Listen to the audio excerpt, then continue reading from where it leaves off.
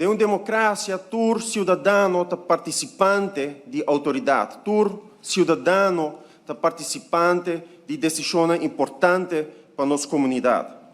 E outro pensamento tá Estado de Direito. Estado de Direito significa que nosso país me se pode governar não dor de gente, pero dor de lei não. Na inglês nós sabemos rule of law. E me sabe que parte aqui tá lá portar para a gente, sobre é seco, é teórico, pero na Aruba, e por aqui hopi exemplo, pero toch me te querer que é importante para nós realizar nos mesmos que o princípio aqui na Aruba tá bom de ataque.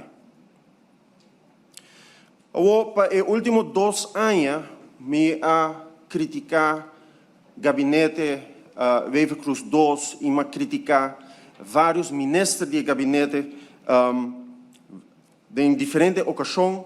Em alguma ocasião também me a elogiar para certas decisões que a mim da raia na seu lugar para dar um elogio. Mas a mim não quero enfocar muito no gabinete, mas me quero enfocar em coisas como escuta esse man aqui, coisas como a lesa esse man aqui. E obviamente bisami ora basali for de AVP no papel de AVP. Para sobra, gente vai querer botar grudge, gente vai querer que botar esse saque para sobra botar algo personal, pero que não tem algo personal, aqui tem algo como a binta papel desde 2017, ora me afiliar-me mesmo politicamente na Aruba, mas papel de risa em nível de política na Aruba. Level up.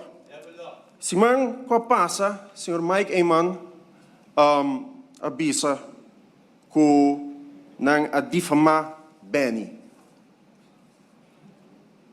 Tem programa de rádio de enfoque, escutei para o mês.